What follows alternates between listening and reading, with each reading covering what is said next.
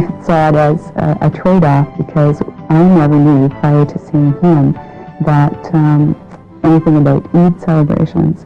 So one of the things that I did learn was that their Eid celebration is probably the equivalent of Easter celebrations, and it can go on from once to 2 times a year, and then that whole celebration of the month of Ramadan and the fasting. So to me, it was becoming aware of those traditions. So we basically have a relationship that is, the main stem is the respect for each other's differences, and that can bring us together quite nicely. With the experience of 20 years now, as I look back on it, I realize a lot of things that I didn't know back then. I thought that because color wasn't an issue, religion wasn't an issue, that there were not many things about Guatemalan culture that are vastly different from mainstream Canadian culture. I thought that we would be all right. I thought language would be the only barrier, and that would soon be overcome as he learned the language. After all, I had lived in his country and enjoyed it there and fitted in quite well and was accepted by his family. I thought that it would be easy for us to duplicate that here. What I didn't take into account was that it was probably easier for me, with my experience here, to go to his culture and fit in, but it was very difficult for him to come here where values are so different, where the morality was different, the pace was so much faster, where expectations of performance were so much higher.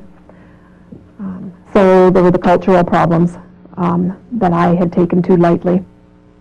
Now he's adjusted in life, and he knows the ways, and he likes Canada a lot, and I think that's made him a lot more laid back. Yeah, he's more laid back than he was before, I know. For sure. I don't know. He's changed a lot from when I can remember. Like other teenagers, Katie and Jessica are searching for their identity. As mixed-race children, they have additional issues to resolve in terms of their mixed heritage. I went to camp one summer, and I met a friend named Joe, and he's Mexican, and he was really, really proud of that, and he always went around bragging about his country, and, well, of course, World Cup soccer, and Brazil, and so he was, I don't know, that sort of changed my perspective. Like, I never thought about my Spanish background at all. I didn't consider it really, because my mom isn't, we don't eat ethnic food, we don't dress ethnically, and my sister and I, we don't listen to ethnic music or anything like that. So it was kind of weird for me to meet a guy that was just so, into his background. I thought, hey, that's kind of neat. So I started thinking, yeah, I'm Spanish, so I'm not that bad, right? And so I was like, oh, okay. And I didn't start wearing like flags or anything, but I'm Spanish, but like I was fine with it. Like I didn't, whereas before I hadn't thought about it, now I had accepted it really. There's now becoming a sort of concentrated effort of people who are getting a political awareness around what they are. I mean, we know when somebody says South Asian or East Indian, we know what they're saying politically. I mean, there's a political awareness that's growing out of these movements, and this year was the first year that Asian Heritage Month invited Asians of mixed racial heritage to put on an evening of performance, dance, and music.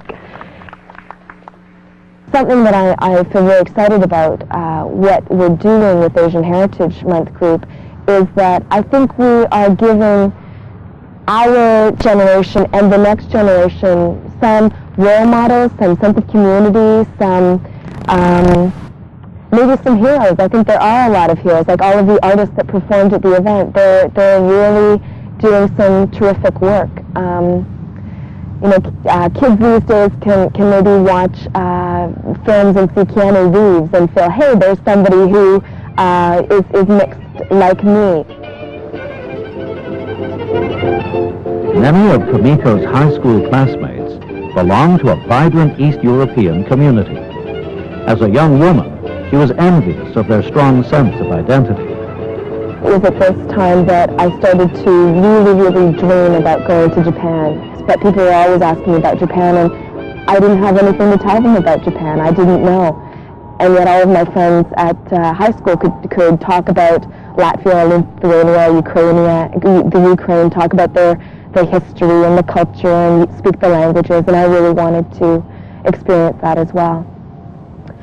So I finally went to Japan when I finished university. My experiences in Japan were a bit different than what I might have expected before I went over. I found that I guess I was expected to go over there and be accepted as Japanese, but I found that I was treated as an exotic Canadian, which really quite surprised me initially. In Canada, I think most people look at me and they think I look very Asian. In Japan, they thought I looked very Caucasian. So in Canada, people might say that I look like my father, but the Japanese people thought that I looked like my mother. I had to travel all over the world to realize that the place where I probably feel the most comfortable, where I feel that I blend in the most and can just relax and be myself, is probably Canada, and really this city, Toronto. To realize that I am multicultural, this is a good multicultural environment, and I'm pretty happy here. There has been a gradual increase in the number of mixed marriages in North America in the last few decades. Because of the changes in the immigration policies, there have been waves of immigrants from Europe, from Asia, from Africa, from Middle East, from Central and South America that are joining the mainstream of North American life. There are also changes in the marriage laws. There are also changes in people's attitudes. There are also changes in the communities. The segregated communities are becoming integrated communities. And all these changes are affecting the number of mixed marriages. I strongly believe that acceptance of mixed marriages is one of the final indicators of cultural integration. If we have to create harmonious and genuinely multicultural societies, we have to evolve to a stage where people can accept each other's differences, they can accept each other's cultures, they can respect each other's lifestyles. Only in such an environment we will expect that the children of those marriages will grow up to be proud of their mixed cultural heritage.